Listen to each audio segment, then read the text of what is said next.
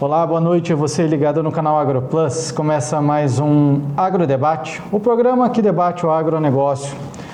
No programa de hoje, dois assuntos em alta aí no meio agrícola, rural.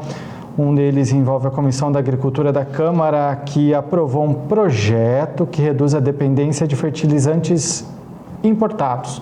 Segundo, o relatório da deputada Coronel Fernanda, do PLMT, esse projeto de lei, a proposta institui o Programa Emergencial para a Fabricação de Amônia e Ureia. Isso tudo porque, segundo ela, isso facilitaria que o comércio de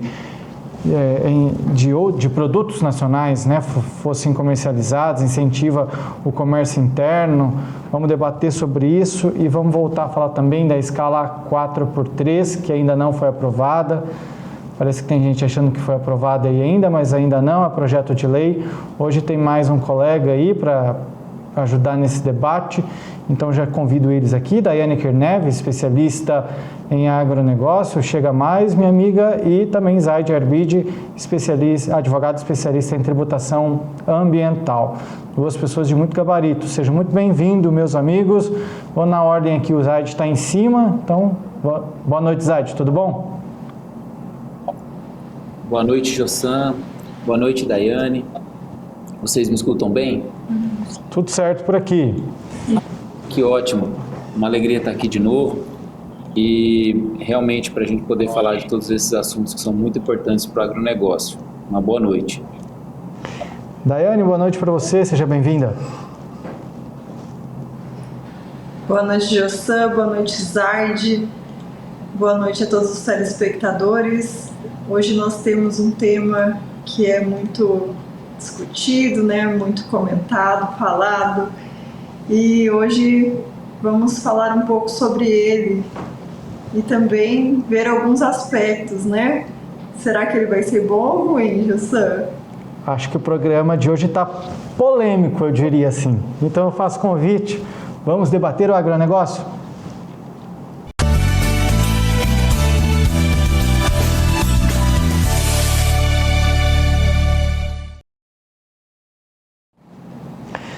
Meus amigos, prontos, vamos debater, já que a Comissão de Agricultura da Câmara aprovou um projeto que reduz dependência de fertilizantes importados. A deputada federal do PL de Mato Grosso, que está bem envolvida aí nesse projeto, e ela afirma que essa proposta institui o Programa Emergencial de Fabricação de Amônia e Ureia, que deu até nome, o PEFAL, que prevê a concessão de subvenções econômicas ao preço do gás natural utilizado na produção desses insumos essenciais para a agricultura.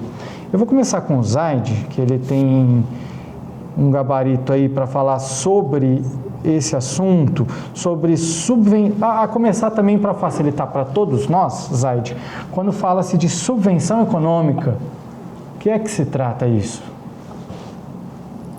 Bom, Jossan, esse tema do PEFAL, do incentivo, e da subvenção econômica, diz respeito a um auxílio, diz respeito a uma ajuda, a um, entre aspas, desconto, que a cadeia de produção desses insumos tão importantes para o agro, como a amônia e a ureia, a partir desse projeto de lei, vai poder contar.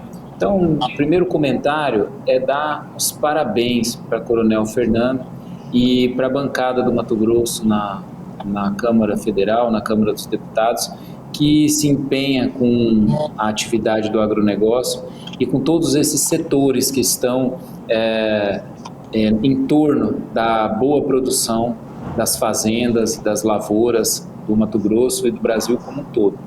Pensar nos insumos, pensar nos fertilizantes, não basta simplesmente a gente entender quais vão ser os melhores fertilizantes, quais vão ser aqueles que mais entregam em termos de produtividade, mas é preciso pensar também no aspecto econômico, Então a gente vê, quando se fala em subvenção econômica, nós estamos pretendendo retirar uma parte do custo, de toda a cadeia de produção desse insumo.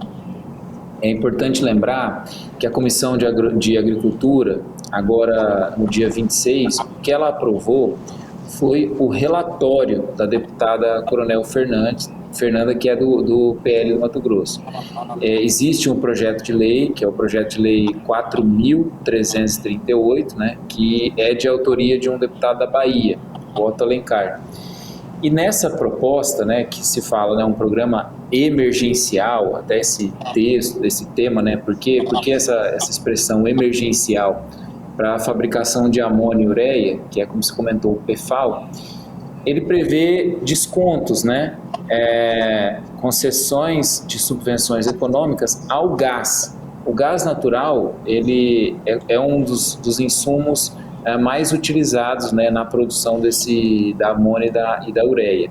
Então, aqui um aspecto para destacar, que é da importância dos projetos de subvenção econômica, que você não pode dar subvenção sobre diversos itens que vão acabar desonerando, né, e trazendo excessivamente uma redução de tributação. Você não pode. Você tem que escolher aqueles que vão ser, vamos dizer assim, uma expressão que todo mundo vai entender, a bala de prata, né? É preciso escolher qual vai ser o insumo que vai ser a bala de prata naquele setor ou naquela cadeia produtiva e procurar ou desonerar tributariamente ou dar uma subvenção econômica que, na verdade, tributariamente se refere realmente a reduzir os custos tributários, para que, com essa subvenção econômica, você estimule a produção e, como é a proposta do projeto de lei, tornar o Brasil mais competitivo e menos dependente, né? Aí a gente faz uma ligação direta com os conflitos que aconteceram na Ucrânia e na Rússia, que são de onde a Bielorrússia, a Ucrânia, de onde vêm as maiores partes dos nossos insumos nitrogenados, né? A amônia é um insumo nitrogenado e, assim, essa mobilização da nossa política em promover uma autonomia do agronegócio em relação ao mercado fornecedor internacional, destaca essa palavra que o projeto de lei atribui ao programa, né? Estratégica. Por isso, então, ele é um programa estratégico. Por isso que esse projeto de lei ele é tão importante e merece a nossa atenção, né? Então, o Brasil ele é o maior importador mundial em fertilizante, né? Isso a gente poderia ter uma dimensão disso por conta do tamanho da nossa produção mundial. Então, nós somos o líder da produção mundial de soja, estamos ali todo ano com os Estados Unidos, sendo o primeiro ou segundo maior produtor de milho, além da gente ter destaque também na produção de algodão e carne. Então, toda essa produção, naturalmente, faria do Brasil também, como produz ainda pouco de fertilizante do seu consumo, ser o maior importador mundial de fertilizante. Então, claro que a gente depende de fontes externas, porque a gente ainda não tem um mercado produtor de adubo, né, tão forte assim. Então, da nossa demanda doméstica, certamente mais de 90% são, no caso dos nitrogenados aí, como amônia e ureia, e isso torna, né, o nosso país, né, vulnerável. A palavra é essa. Se nós vivemos num contexto de vulnerabilidade, a estratégia política mais correta é justamente desenvolver esse cenário nacional, dando incentivos, né, incentivos econômicos, que daí são, por exemplo, o caso da subvenção econômica como uma desoneração tributária. Então, esse é um aspecto inicial assim, para a gente começar discutindo, né, a localização do Brasil nesse cenário internacional de aquisição de insumos agrícolas, notadamente adubos e fertilizantes, e como esse projeto de lei ele vem a contribuir com o agronegócio como um todo.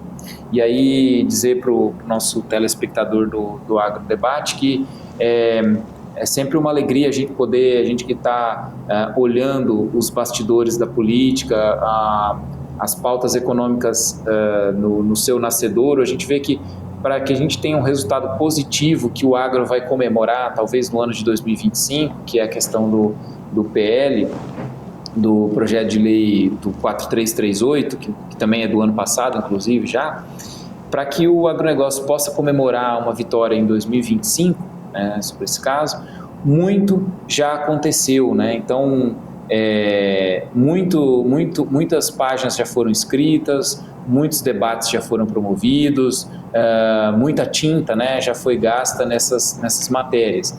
E se a gente parar para analisar o que é que já aconteceu na Câmara dos Deputados, então a gente vai ver que é extensa, né, o trabalho que os deputados vêm fazendo desde o ano de 2023.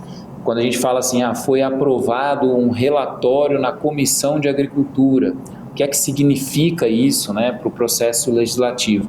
Bom, significa um ano já de intensos trabalhos em que relatórios e pareceres e votos foram dados pelos 26 estados e por 513 representantes, né, pelo menos em possibilidade, todos eles puderam opinar. Então, a Comissão de Agricultura, ela é o primeiro passo, e na Comissão de Agricultura o projeto de lei recebe um parecer de mérito. Mérito significa a matéria, do ponto de vista técnico. Isso aqui faz sentido? Esse projeto de lei ajuda, ele beneficia ou não? Então, depois de um ano já de projeto de lei, o que agora a gente comemora, que no dia 26, foi aprovado o parecer da comissão. A comissão deu um parecer de mérito, dizendo o projeto faz sentido do ponto de vista técnico. E agora, quais são os próximos passos? Os próximos passos, tem uma outra comissão que tem que avaliar, que é a comissão, sempre essa comissão tem que avaliar, que é a Comissão de Constituição e Justiça. Tem que analisar se essa proposta, se ela fere em alguma medida a nossa Constituição Federal, né, considerando que nós estamos falando da Câmara dos Deputados. Se fosse no estado de Mato Grosso, essa Comissão de Constituição, ela deveria fazer uma análise em relação à Constituição Estadual, seria de extrema importância também, e para que, com o parecer dessas comissões de mérito e de Constituição e Justiça, possa seguir o projeto de lei para plenário, para pauta, para que o presidente da Câmara ele possa pautar essa matéria em alguma sessão. E aí vem toda a questão política, a articulação dos deputados do Mato Grosso em conseguir que esse tema seja pautado. Porque assim, são 513 deputados, são 513 mentes brilhantes que estão com as suas propostas e querem beneficiar suas bases políticas, os seus estados, e todo mundo tem ideia para cada setor da economia, né?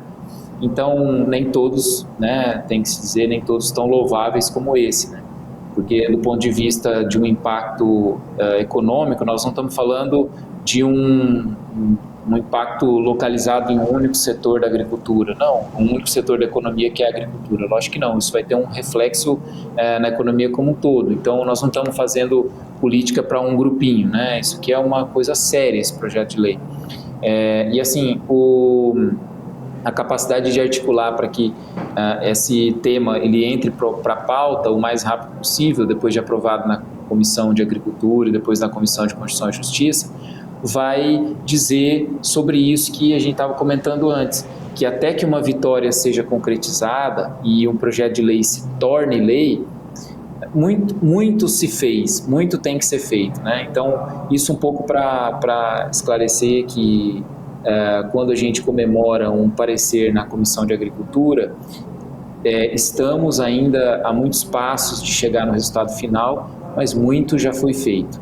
Então, inicialmente, eu acho que esse é um bom comentário para que a gente se situe, né? Onde está o Brasil na questão da dependência internacional. É óbvio o quanto nossa agricultura, no Brasil inteiro, ela necessita de fertilizantes, e como é louvável que tenha sido a bancada mato-grossense que tenha proposto isso, né? Eu me sinto orgulhoso de ser mato-grossense numa hora dessa, de ver que um projeto tão importante assim para o Brasil como um todo foi proposto por aqui.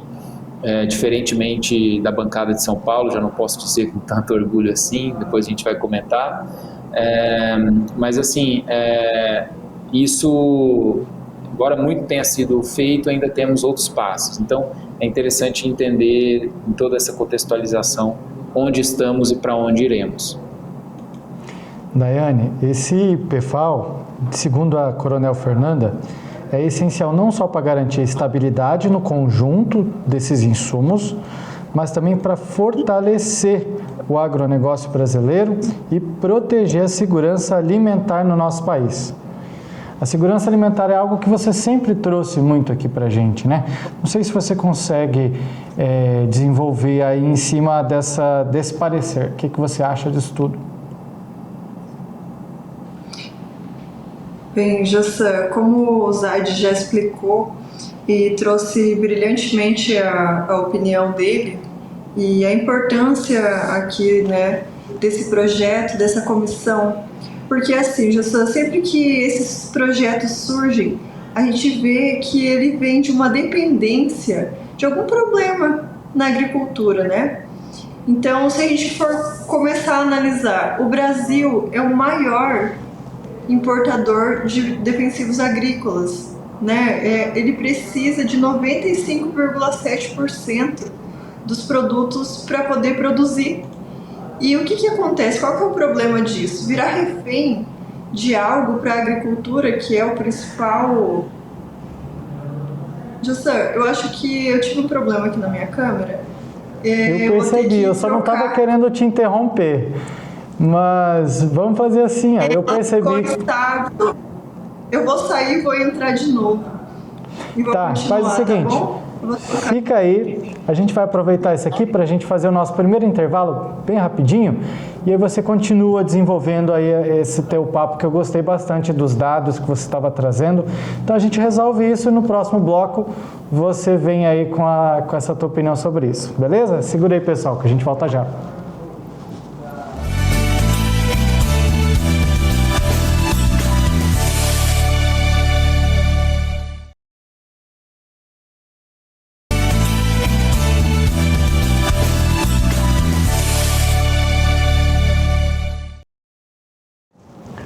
O Agrodebate está de volta, obrigado por continuar conosco e a você que chega agora, seja muito bem-vindo.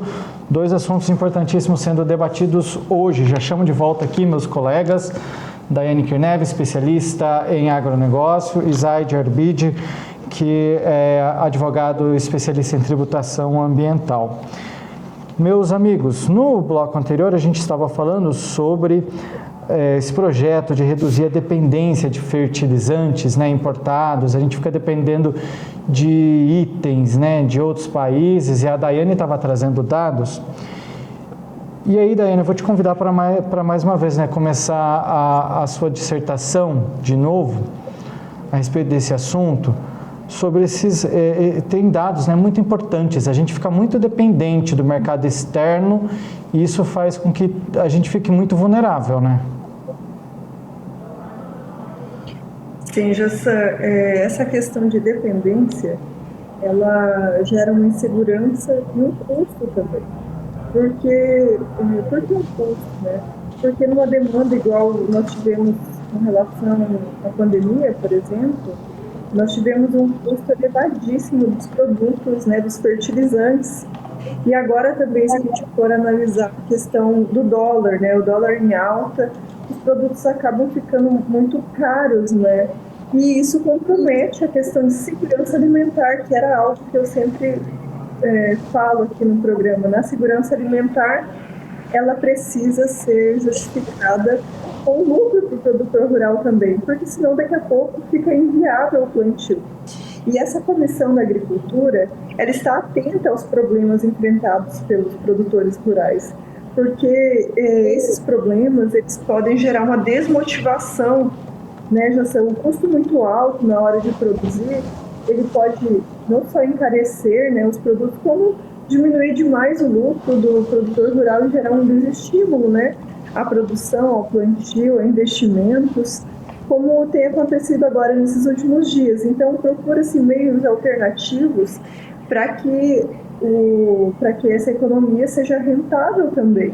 É uma preocupação e eles têm estudado, né? Estudado medidas que possam possibilitar essa melhora da agricultura para garantir a segurança alimentar. Porque a gente não pode ficar... Imagine só, 95,7% dos produtos que a gente precisa para plantar, né, dos fertilizantes lá, das importações, vem de fora.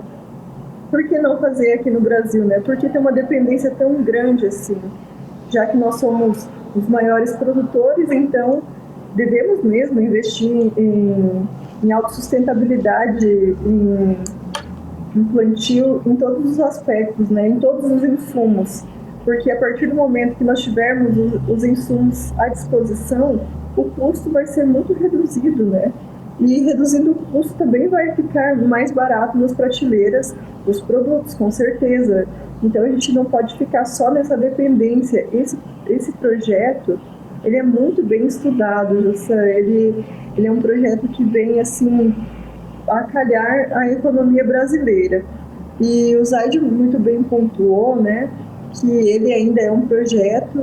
Foi aprovado o relatório da Coronel. A Coronel que tem se destacado também na agricultura, né, do Mato Grossense, defendendo os interesses, né, da agricultura, da pecuária. Ela que tem se envolvido em outros projetos também. A gente viu a participação dela no projeto do assentamento e em defesa, né, do produtor rural. E agora ela trouxe também esse novo texto que facilita ali esse projeto de lei, porque quando a gente fala num projeto de lei, eu acho que a fala do Zaid foi muito boa. Ele é uma construção muito grande até chegar a um consenso, porque precisa de várias mãos para chegar até um consenso, né, uma aprovação. Apesar que a gente vê que da necessidade, da obviedade, é óbvio, né, um projeto que parece tão óbvio para nós, mas nem todos os parlamentares pensam da mesma forma, então por isso que precisa dessa construção. E no meio dessa construção, às vezes eles encontram desafios, algumas coisas que precisam ser reajustadas, mas o que importa nesse caso é que eles estão na busca, né, de uma melhoria para a qualidade da agricultura, para a qualidade de vida e para melhores custos que comportem, né, uma segurança alimentar. Zaid, eu vou fazer uma pergunta para você. A gente já percebeu que isso vai gerar esse projeto de lei, caso aprovado, né? A gente está falando de um projeto ainda, falando lá na frente, depois de uma possível aprovação. Isso está na cara, como vocês dois já mencionaram, já dissertaram por aqui, que vai incentivar a industrialização no nosso país.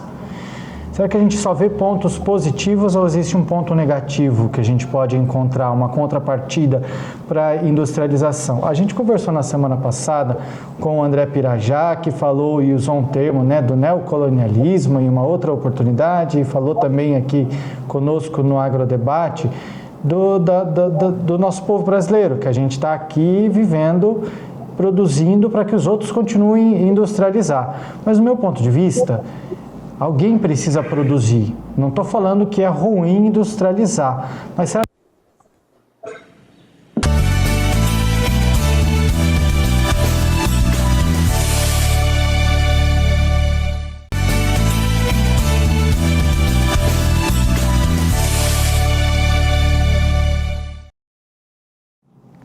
probleminha técnico no bloco anterior, nem sabemos dizer o que aconteceu. Meus amigos, voltem aqui comigo para dissertar. Será que tem alguém querendo boicotar a gente aqui? Não, mas nem estamos falando sobre coisa polêmica, meu Deus. Mas agora está resolvido.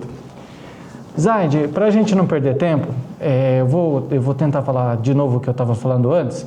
A gente debateu na semana passada com André Pirajá, ele falou sobre neocolonialismo, o Brasil trabalhando no campo, produzindo para que outros países industrializem. Quando a gente vê projetos como esse, é claro que um projeto isolado como esse que a Coronel Fernanda defende, que a gente está tratando, que é sobre para reduzir a dependência de fertilizante de outros países, para que a gente possa produzir aqui dentro, mas falando de produção industrial no macro, não somente isolado esse caso, que se a gente ficar pensando demais na produção industrial, será que não pode virar um ponto negativo em algum momento também? O Brasil se tornar e investir demais em industrialização e daí não vai mais ter o grão para a gente. Isso não pode ser um problema? Olha, Jussan, todas essas possíveis respostas que você levantou, elas vão ser consideradas no momento em que a gente fala. No momento atual, eu queria trazer um dado para o nosso telespectador do Agrodebate para considerar o seguinte. Nós somos o maior produtor de grão de soja do mundo, né? E a Argentina, com uma área muito menor do que o estado de Mato Grosso, muito menor que o estado de Mato Grosso do Sul, é um dos maiores produtores de farelo de soja do mundo, né? E dada a nossa competição internacional com os Estados Unidos, se, por exemplo, o Mato Grosso tiver uma quebra de safra, se a região do Mato Grosso e a região do Mato Piba, né, é o Maranhão, Tocantins, Piauí e Bahia, se tiver uma quebra de safra, sabe o que vai acontecer com o valor do grão de soja na Bolsa de Chicago? Inexplicavelmente, quase nada. Muito pouco vai acontecer. Porque as reservas em grão nos nossos mercados consumidores, elas são reservas altas, né? Esses mercados consumidores, eles têm um abastecimento considerável e, por outro lado, nós temos a China como mercado consumidor, que a gente pouco sabe. Comparativamente com isso, se a Argentina, que tem uma área de produção muito menor, tiver uma quebra de safra, sabe o que vai acontecer com o preço do farelo de soja em Chicago? Porque são preços diferentes, são commodities diferentes. O grão e o farelo. Enquanto uma quebra de safra no Brasil pouco vai impactar na commodity soja em grão, né, a industrialização do nosso irmão, nosso vizinho, a Argentina, colocou ela numa posição em que, se algo acontecer na safra argentina, o preço da commodity farelo de soja dispara na Bolsa de Chicago. Então, olha você por esse comparativo e olhe nosso telespectador e veja, no momento em que nós estamos com essa dependência de um mercado dos nossos insumos, e se nós entregarmos cada vez menos grão, cada vez mais um grão com beneficiamento, com trabalho, com uma mão de obra brasileira, com energia consumida no Brasil, o que isso pode trazer para a nossa posição estratégica em relação ao mercado internacional? Então, todas essas respostas que você me deu, elas podem ser possíveis, sim, né? Mas eu acho que isso a gente tem que analisar o momento em que a gente fala. Atualmente, eu vejo que o Brasil ele vai ser capaz de sair, desculpa pela expressão, uma expressão um pouco forte, mas dessa corrida de ratos, né, em que a gente deixa de comer no almoço para comer na janta, deixa de comer na janta para comer no almoço, em termos metafóricos da nossa agricultura, nós vamos passar a ostentar uma posição de muito mais equilíbrio e estabilidade. Eu vejo que a industrialização, ou como a gente fala na tributação, a verticalização da produção, é uma tendência que o Brasil vai ter que se especializar. Nós vamos ter que dar exemplo também na verticalização de cada produto, na verticalização industrial da carne, na verticalização industrial da soja, na verticalização industrial do algodão, e eu vejo com um ponto de vista positivo que essas etapas intermediárias da verticalização, elas podem ter reflexos sociais muito bons, né? Eu falo hoje de São José do Rio Claro. São José do Rio Claro é a 10ª maior cidade produtora de algodão do país. Todas as tecelagens, elas estão em Santa Catarina, né? A gente tem um projeto muito interessante em Campo Verde, né, no Mato Grosso, de produção de linha, né? Então, quer dizer, os teares, eles podem ser implantados no município.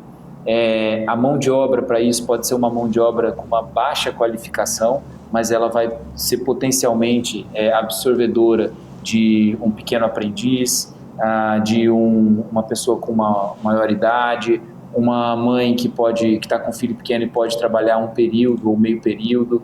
Então, é possível que a gente ganhe, que a gente projete reflexos sociais muito grandes dessa verticalização da produção, né? Então, eu analiso assim, no momento em que nós estamos, eu acho que entre prós e contras, eu vejo mais prós em a gente assumir essa posição de demandadores dessa industrialização do agronegócio. E agora, em linha com a proposta da Coronel Fernanda, o que veio, você me perguntava, né, o que é exatamente uma subvenção, né, uma subvenção econômica? Claro, eu falei assim, rapidamente, que é um auxílio financeiro que é concedido pelo governo, mas ele precisa ter uma outra característica, que é uma característica de não ser reembolsável. Quer dizer, aqueles que vão receber a subvenção, essas pessoas jurídicas e físicas e empresas que vão receber essa subvenção para a produção do gás, que vai ser utilizado na produção de amônia e ureia, esse auxílio financeiro concedido pelo governo, essas empresas não precisam devolver, por isso que esse recurso é um recurso não reembolsável. E aí, se a gente analisa um artigo especificamente do projeto de lei 4338, que ele fala o seguinte, que a União ela fica autorizada a conceder subvenção econômica na comercialização do gás que seja no território nacional e que seja destinado ao fornecimento como matéria-prima na fabricação de amônia e ureia. Então, para esses casos de venda no mercado nacional, no território nacional, venda de gás natural, especificamente para ser matéria-prima na fabricação de amônia e ureia, aí se encaixa o caso da subvenção econômica. A proposta da Coronel Fernanda prevê uma subvenção econômica anual de R$1 bilhão e 700 mil. Quer dizer, então o governo vai injetar nesse setor da economia de produção de gás natural para comercialização desse gás, que vai ser matéria-prima para a fabricação de amônia e ureia, R$1 bilhão e 700 mil. Tá, e como é que isso vai funcionar? Esse mesmo projeto de lei, ele estabelece um valor de referência, que qual vai ser o custo, né, da comercialização do gás natural para a produção de amônia e ureia. E o projeto de lei chegou num valor de referência de $4, né, por milhão de BTU. Então, quer dizer, $4 por milhão de BTU vai ser até o limite do financiamento que o Estado vai dar. Então, por exemplo, se uma empresa faz os seus custos, impõe sua margem de lucro e ela teria que vender a $6 por milhão de BTU, essa subvenção, esses 1 bilhão e 700 milhões, vai custear essa redução do custo para pagar essa empresa a chegar nesse valor. Isso, bem dizer assim, é quase que um financiamento, né, parcial da atividade. Eu vejo com muitos bons olhos sobre essa perspectiva da industrialização que você me perguntava. No momento em que nós estamos, eu, embora concorde que a sua orientação que você levantou, pensar só na industrialização não vai nos fazer perder uma certa vantagem comparativa, porque somos muito bons em produzir grãos? Certamente, nós vamos perder. Mas tudo na economia, a gente chama um conceito, o trade-off. Eu ganho de um lado, mas para ganhar desse lado eu preciso perder de um outro, né? Então, nesse jogo de compensações, eu acho que está valendo a pena nós sermos um pouco não tão bons como nós somos na produção de grãos, para sermos um pouco melhores na verticalização do setor da industrialização dos nossos bens primários, né? Então, essa é uma leitura que eu faço hoje, podemos debater essa questão, mas do ponto de vista tributário, a proposta da subvenção econômica, ela vem nessa linha. Ela acredita também, dessa mesma maneira que eu estou te expondo, que a verticalização, a industrialização dos bens primários é um rumo para onde a nossa economia deve seguir. Ordem e progresso. Zaide, e meus amigos, a gente vai trazer em breve a Coronel Fernanda para a gente conversar um pouco mais sobre isso. Ela estava prevista para participar hoje conosco por aqui, mas infelizmente o trabalho, né, chamou ela precisou e não pôde estar disponível, mas a gente está já combinando uma nova data para que ela possa participar conosco e ela vai conversar, já disse que está disponível e quer muito falar sobre isso. Então, em breve a gente vai trazer ela para a gente debater esse e outros assuntos, porque ela tem representado muito bem o setor do agronegócio lá na Câmara dos Deputados. Então, ninguém melhor que ela para participar conosco aqui em breve. Vamos mudar de assunto? Vamos falar de um assunto que até o Zaid mencionou antes, e já vou até começar contigo, Zaid. Você mencionou anteriormente, né, que é um negócio polêmico aí, e de fato, a gente ficou conhecendo, né, um projeto de emenda à Constituição, não é nem um projeto de lei, é um projeto que muda a Constituição, né, que altera de emenda à Constituição. Eu gostaria de falar sobre esse projeto 4x3 aí, né, que é a escala de trabalho, ao invés de trabalhar 6 dias e folgar 1, ou 5x2, como existe aí entre algumas pessoas, empresas, trabalhadores, tem a escala 4x3 que está sendo proposta para a gente aqui no Brasil, que foi uma proposição da Érica Hilton, que é deputada federal, né, do PSOL, de São Paulo, e quer reduzir essa jornada de trabalho para 36 horas por semana.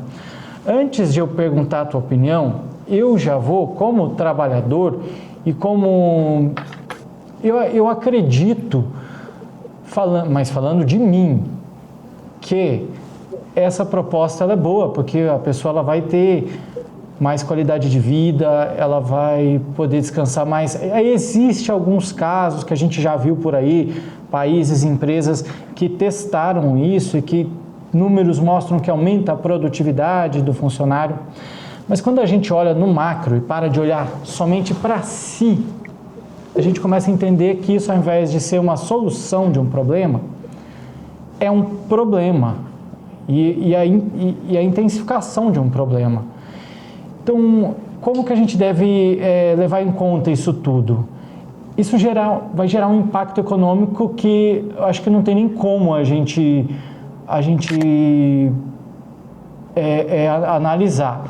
Um dia, numa conversa nos bastidores, você até chegou a me falar, ó, eu revelando coisas aqui. Você chegou até a me falar que existe aí uma manobra, né, dentro da política, e que você acredita que isso possa ser até um movimento para distrair um outro movimento que esteja acontecendo por aí, que nós não sabemos ainda o que é e que pode ser revelado muito em breve. Então, qual que é a sua opinião sobre tudo isso, meu querido Zaid?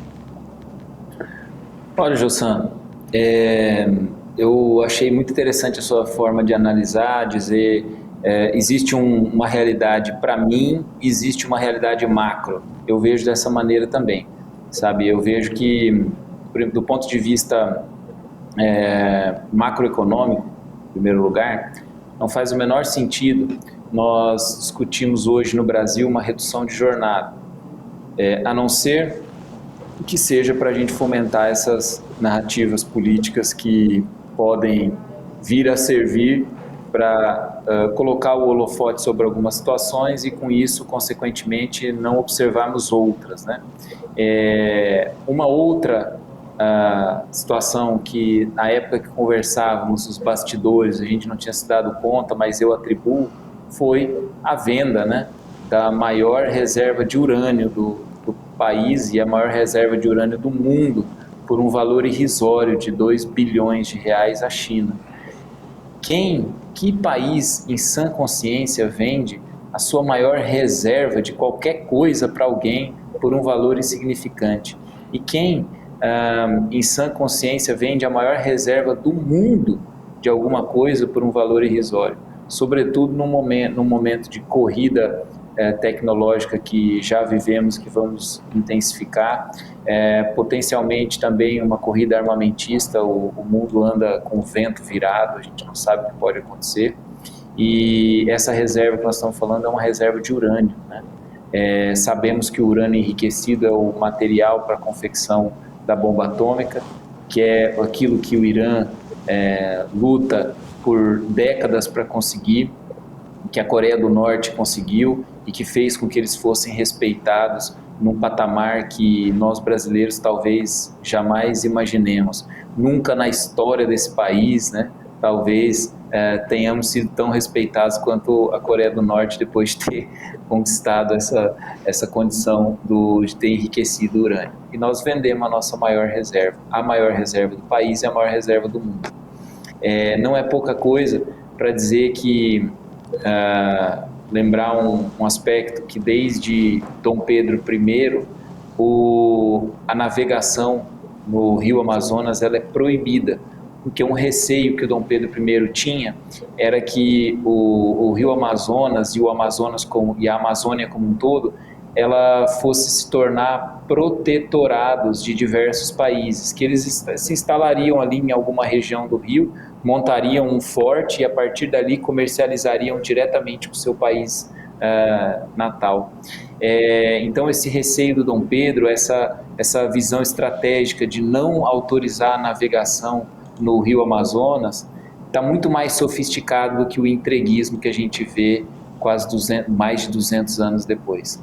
Então, eu acho que essa situação toda, essa comoção das pautas pessoais, das pautas de costume, isso está tirando o foco da nossa visão estratégica enquanto país. A escala 6x1 é uma delas, porque o que está na base disso é um argumento racional, eu acredito, que é o seguinte: se nós vivemos um momento de tecnologia tão acentuada, eu não preciso gastar o mesmo tempo para produzir o mesmo trabalho. É verdade, mas é um erro de cálculo colocar a carroça na frente dos bois, você impor isso do ponto de vista legislativo. As coisas elas vão por si só. O mercado ele vai sentir essa oferta sobressalente de horas de trabalho, porque as funções elas vão ser cumpridas, né? E por isso não faz muito sentido a gente discutir impor uma escala diferente quando, inclusive, a nossa capacidade de produção é defasada em relação ao nosso consumo, né? Se nós tivermos menos gente trabalhando e mais gente consumindo, o que é que vai acontecer do ponto de vista macroeconômico? Eu vou encurtar um pouco a cada etapa do raciocínio, mas a inflação ela vai corroer o pé das classes menos favorecidas. É isso que vai acabar acontecendo.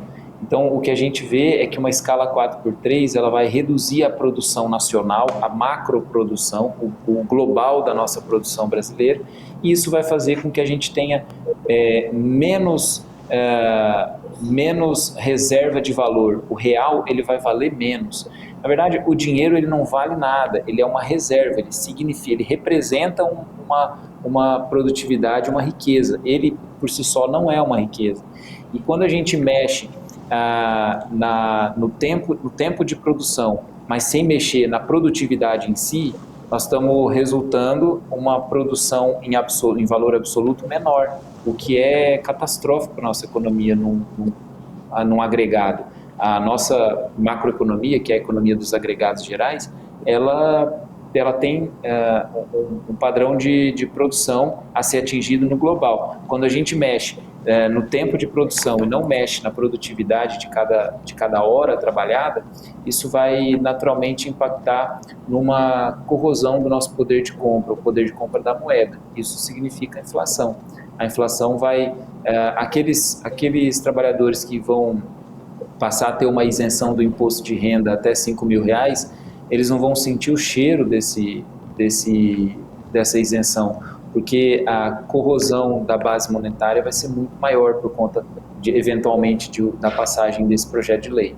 Então, nesse aspecto, assim, eu vejo que é antinatural discutir uma redução de jornada antes de ter comprovadamente um aumento de produtividade da hora trabalhada.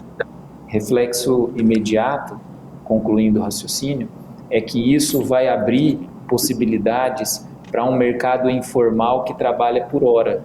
Nós vamos começar a valorizar o trabalho por hora. Eu acho que isso é uma realidade e vejo uma luz no fim do túnel. Ainda que esse projeto venha a ser aprovado, o que pode trazer essas consequências macroeconômicas que eu comentei, de redução da produção global, global dentro do país. Isso pode trazer um incentivo cultural ao trabalho por hora, pensando na produtividade. Vamos deixar que o tempo vai dizer. Daiane? Bem, Jussan, eu fiz teci semana passada alguns comentários sobre esse projeto de lei, sobre essa PEC, né? E eu avaliei ele, claro que a gente avalia de forma individual. Se eu for um trabalhador CLT, eu vou considerar bom à primeira vista, né? Tanto é, Jussan, que esse projeto ele não tem um estudo mais aprofundado, como a gente falava antes daquelas outras propostas legislativas, né, que são ali da Comissão da Agricultura, que estudam os textos, os impactos. Eu acredito que esse projeto ele seja um projeto populista, que tem uma visão política, né, e visa agradar a maioria. Se a maioria não se atentar aos detalhes, né, como o Zaid trouxe aqui, trata-se de uma armadilha. Ele é uma armadilha que parece que está oferecendo algo muito bom, quando a pessoa vai pegar, pronto, ela está presa e não tem mais volta. E por que eu digo que ela é uma armadilha? Porque ela não estudou os aspectos, os reflexos que podem acontecer na economia. Ela não está se baseando em outros países, estudando, né, o que poderia acontecer com as indústrias aqui no Brasil, pequenas indústrias, médias indústrias. O custo dessa produção vai aumentar, a inflação com certeza aumentaria também, e o nível de desemprego, sem dúvida, vai reduzir, porque não se trata aqui de fechar as empresas por 3 dias, se trata de ficar sem funcionários por 3 dias, se trata também de aumentar o número efetivo de pessoas da sua empresa. Então, consequentemente, um estímulo ao pagamento de um salário mínimo, ou nem isso, né, para aquelas pessoas que ficam ali, às vezes até de forma informal, como o Zaid explicou, recebendo por hora, ou uma outra situação também que pode acontecer é a fuga das empresas do país. Já tem acontecido em outros lugares, né, que aqui no Brasil a gente já sabe que os custos trabalhistas são muito altos, os encargos, né? A justiça trabalhista, ela traz uma certa força para que as empresas não fixem tanto no Brasil, né? Cada vez mais a gente tem visto as empresas quererem se instalar nos lugares. É um exemplo dos Estados Unidos, que não produz quase nada no seu país, manda para a China, manda para Taiwan. A gente pode ver que essas grandes empresas, elas acabam, pelo custo trabalhista, montando suas fábricas em outros países, e é isso que a gente quer. A gente quer que as fábricas saiam do Brasil, gerem desemprego no Brasil, tem inflação. Eu acredito que não estamos preparados, eu acredito, ainda para esse tipo de formato.